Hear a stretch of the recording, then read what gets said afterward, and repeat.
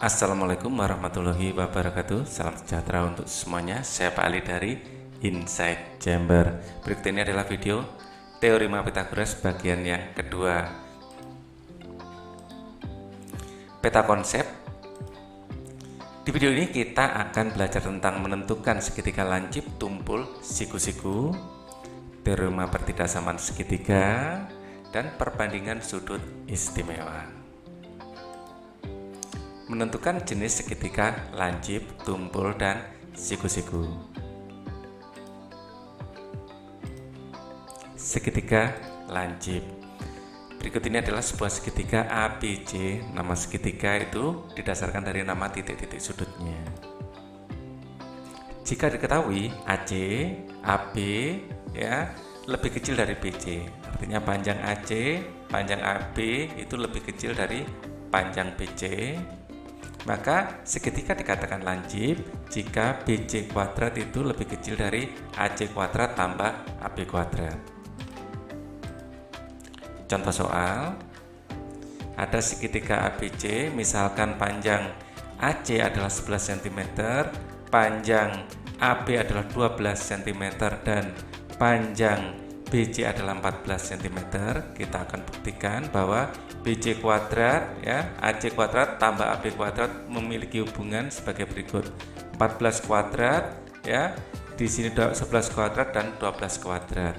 Ya, 196, 121 tambah 144. Nah, ternyata tanda sama dengan ini ya, ini tidak relevan, artinya tidak benar. Yang benar adalah 196 itu lebih kecil dari 265. Artinya apa? Segitiga ini memang segitiga lancip, bukan siku-siku apalagi tumpul. Nah, karena BC kuadrat itu lebih kecil dari AC kuadrat tambah AB kuadrat, maka segitiga di atas adalah segitiga lancip. Segitiga tumpul. Nah, misalnya ada segitiga seperti ini, sama ya, segitiga ABC, hanya ukurannya aja yang berbeda. Ya, jika diketahui panjang AC, ya, panjang AB, ya, lebih kecil dari panjang BC dan memenuhi pertidaksamaan berikut ini, ya, BC kuadrat itu lebih besar daripada AC kuadrat ditambah AB kuadrat, maka segitiga tersebut adalah segitiga tumpul. Contoh soal, nah ini adalah sebuah segitiga dengan panjang BC 40 cm, panjang AB 30 cm, dan panjang AC 20 cm. Kita akan buktikan ya. 40 kuadrat apakah sama dengan 30 kuadrat tambah 20 kuadrat? Ya. 40 kuadrat adalah 1600, 30 kuadrat adalah 900, 20 kuadrat adalah 400. Maka kita bisa membuktikan kalau 1600 ternyata lebih besar daripada 1300. Ini dapatkan dari penjumlahan ini, ya. Dan ini membuktikan kalau segitiga ini adalah segitiga tumpul. Karena BC kuadrat lebih besar dari AC kuadrat tambah AB kuadrat, maka segitiga di atas adalah segitiga tumpul. Segitiga siku-siku. Segitiga siku-siku jelas akan memenuhi rumus Pythagoras. Kita mempunyai rumus segitiga siku-siku yang kita kenal sebagai rumus Pythagoras, yaitu BC kuadrat sama dengan AC kuadrat tambah AB kuadrat. Ya, segitiga siku-siku apabila memenuhi rumus Pythagoras. Contoh soal, nah ini ada segitiga yang akan kita buktikan apakah benar ini siku-siku ya.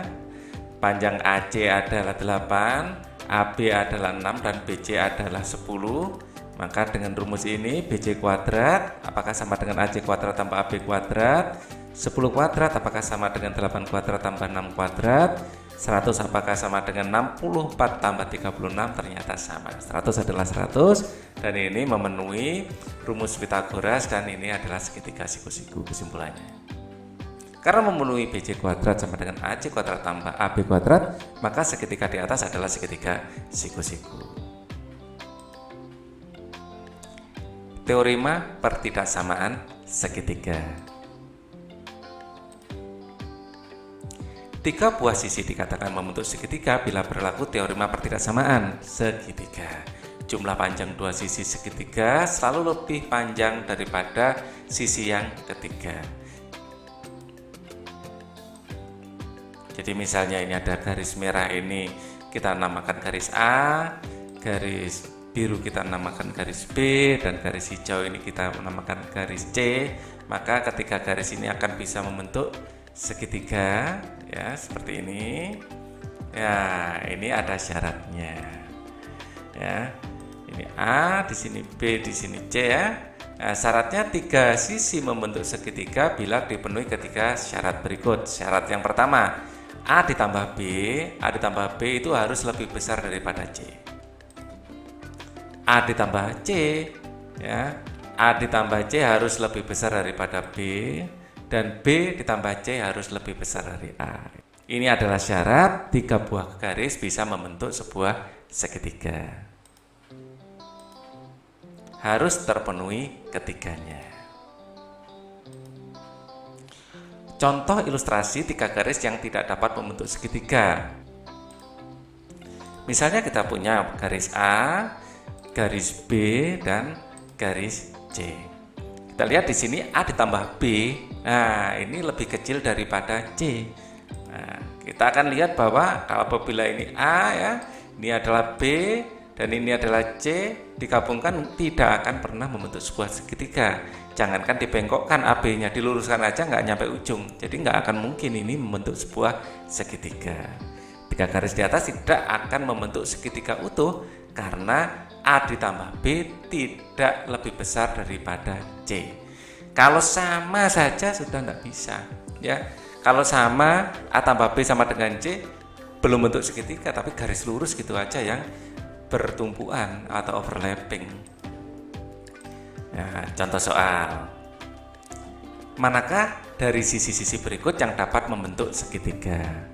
10 cm, 7 cm, 18 cm tidak bisa membentuk sebuah segitiga karena yang pendek ini 10 tambah 7 kalau dijumlahkan adalah 17. Nah, ini lebih kecil daripada 18, tidak mungkin, tidak bisa. Nah, 10 ditambah 7 ini lebih kecil dari 18. Apakah ini bisa membentuk sebuah segitiga? Bisa. Alasannya, 5 tambah 18 ini lebih besar daripada 21. 5 tambah 21 lebih besar daripada 18, dan 18 tambah 21 lebih besar dari 5. Ketika syarat terpenuhi, maka ini bisa membentuk sebuah segitiga. Apakah ini bisa membentuk sebuah segitiga? Tidak bisa, karena 1 tambah 2 sama dengan 3, kan bentuk garis lurus gitu aja nanti. Ya, 1 tambah 2 tidak lebih besar dari 3. Perbandingan sudut istimewa. Nah, berikut ini adalah segitiga siku-siku dengan sudut 30, 60. Maka di depan sudut 30 itu selalu panjangnya ya 1 atau kelipatannya, di depannya sudut siku-siku itu selalu 2 atau kelipatannya ya. 60 ini di depannya sudut akar 3. Ini dasarnya ya, depannya ini 1, di sini adalah 2, di sini akar 3, dan berlaku juga untuk kelipatannya. Ya, kelipatan asal dikalikan dengan angka sama. Misalnya ini 2, ini 4, berarti ini 2 akar 3, seperti itu. Ya, seperti biasa. Jadi ini menjadi patokan dalam kita anggap sebagai triple Pythagoras juga, sudut istimewa. Selain sudut 30, 60, dan 90, kita juga punya 45, 45, dan 90. Di depan sudut ini selalu angkanya 1, di depan ini selalu 1, ya, di depan sudut 90 selalu akar 2, dan ini berlaku juga untuk kelipatannya. Misalnya dikalikan dengan bilangan yang sama.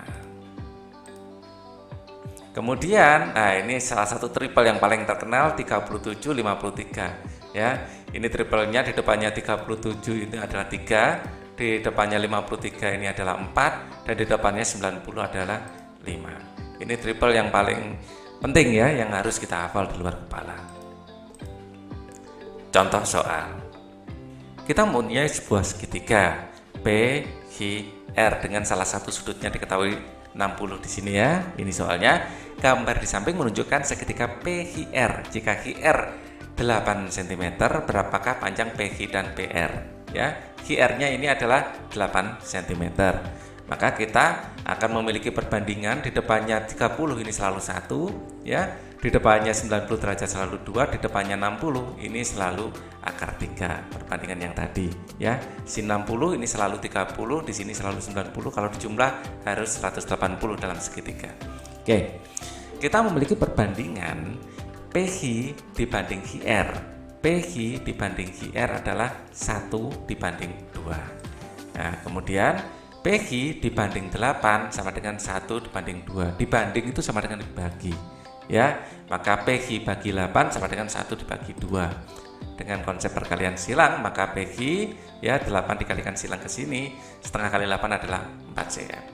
Nah, dari sini dapat kita lihat 2 jadi 8 itu dikalikan 4. Maka di sini 2 dikalikan 4, 1 dikalikan 4 juga. Jadi panjang PH 1 kali 4 yaitu 4. Itu lebih cepat ya. Kita bandingkan langsung dari gambar.